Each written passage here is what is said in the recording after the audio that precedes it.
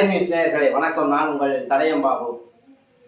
நேற்றைக்கு முன்தினம் கோவை சூலூர் பகுதியிலே 10 வயது சின்னஞ்சிறு சிறுமியை 2 வெறிபிடித்த ஓநாய்கள் கடித்து குதிரை நாசப்படுத்தி கொடூரமாக படுகொலை செய்திருக்கிற சம்பவம் தமிழ்நாட்டையே உலுக்கியிருக்கிறது என்று சொன்னால் மிகையாகாது. ஆனால் இந்த சம்பவத்திற்கு பிறகு தமிழ்நாடு அரசாங்கத்திடத்தில் தமிழ்நாட்டு மக்கள் ஒரு அதிரடி நடவடிக்கைகள் எடுப்பார் என்று எதிர்பார்த்தார்கள். முதல்வர் விஜய் எடுப்பார் என்று பலரும் எதிர்பார்த்தார்கள். அது என்ன நடவடிக்கை? இந்த ஓட விட்டு கை கால் உடைஞ்சு போச்சு, மாவு கட்டு போடுவதெல்லாம் பழைய செயல். இதை போல அந்த வெறி நாய்களை 10 வயது பச்சிலம் பிள்ளையை நாசப்படுத்தி அந்த நாசகார 2 நாசகாரர்களை கோவை சூலூர் பகுதியிலே ஓட விட்டு பொதுமக்கள் மத்தியிலே சுட்டு தள்ள வேண்டும் என்று அனைவரும் எதிர்பார்த்தார்கள். ஆனால் அதை முதல்வர் விஜய் செய்யவில்லை. முதல்வர் விஜய் அதை செய்திருந்தால் உண்மையிலேயே தமிழ்நாட்டு அரசியலில் ரியல் ஹீரோவாக விஜய் மாறியிருப்பார். அந்த அதிரடி நடவடிக்கைகள் அவர் எடுக்க தயங்கியது ஏன் என்று எனக்கு தெரியவில்லை.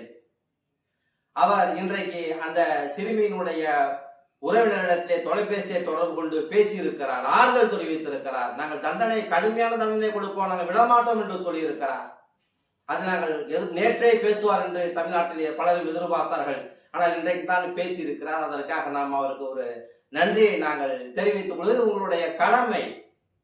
இதை போல வெறிநாய்களை, சொறிநாய்களை, 10 வயது பச்சிலம் குழந்தைகளை, பெண் பாலகர்களை இதை போல செய்கிற கொடூரம் மனம் பிடித்த அந்த கொலகார நாய்கள் மீது இனிமே நீங்கள் வழக்கு பதிவு செய்யக்கூடாது. அவர்களெல்லாம் ஓட ஓட மாவுக்கு உடச்சி காலை உடச்சி மாவு கட்டு போடக்கூடாது. அவர்களை சுட்டு தள்ள வேண்டும் என்று நாங்கள் இந்த நேரத்தில் நினைக்கிற முதல்வர் விஜய்க்கு நாங்கள் ஒரு கோரிக்கையாக நாங்கள் வைக்கிறோம்.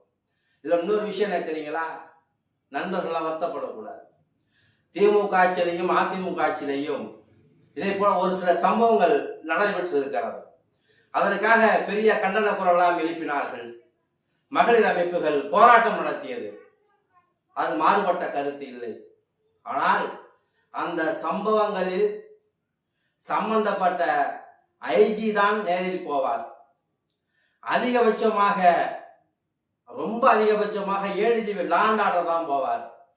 ஆனால் இந்த சூலூர் பகுதியில் அந்த 10 வயது பெண் கற்பழிக்கப்பட்டு கொல்லப்பட்ட செய்தி கேள்விப்பட்டவுடன் முதல்வர் விஜயினுடைய உத்தரவின் பேரில் தமிழ்நாட்டினுடைய டிஜிபியை நேரில் வந்து விசாரணை நடத்தியிருப்பதே குற்றவாளிகள் எக்காரணத்தை கொண்டும் இதில் தப்பிக்க முடியாது என்பதை இன்றைக்கு டிஜிபி அவர்கள் உறுதிப்படுத்தியிருக்கிறார்.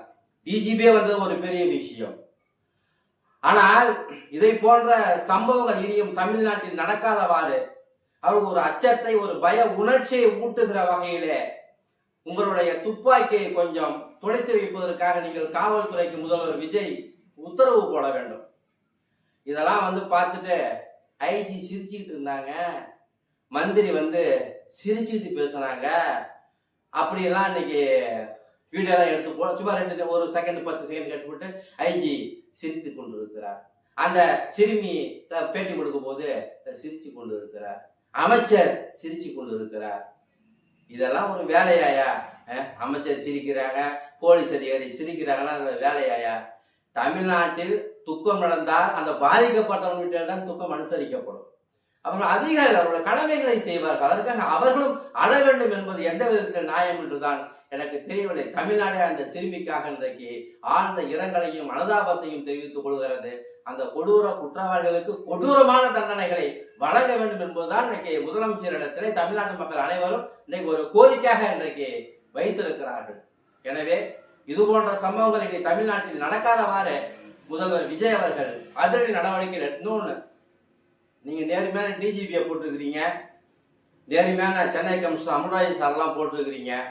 தமிழ்நாட்டுக்கு ஒரு நிரந்தர டிஜிபியை நியமிப்பதற்கான பணிகளை நீங்கள் செய்ய வேண்டும். கடந்த திமுக ஆட்சியில் செய்த தவறுகளை செய்யாமல் மீண்டும் நீங்கள் நிரந்தரமான ஒரு டிஜிபியை நீங்கள் நியமிக்க வேண்டும். அப்போதான் நிர்வாகம் சிறப்பாக நடக்கும் என்பதை இந்த நேரத்தில் நாங்கள் முதல்வர் விஜய்க்கு ஒரு கோரிக்கையாகவே நாங்கள் வைக்கிறோம். உங்கள் நடவடிக்கைகள் கடுமையாக இருக்க வேண்டும். உங்களுடைய நடவடிக்கைகளை பார்த்து எந்த குற்றவாளிகளும் இனிமேல் எந்த பெண் பிள்ளைகள் மீதும் கை வைக்க கூடாது என்கின்ற ஒரு அச்சத்தை, ஒரு பய உணர்வை தூண்டுகிற நடவடிக்கைகளை நம்முடைய மாண்புமிகு முதல்வர் விஜய் அவர்கள் எடுக்க வேண்டும். இனி வரும் காலத்தில் எடுப்பார் என்று நாங்கள் நம்புகிறோம். வணக்கம்.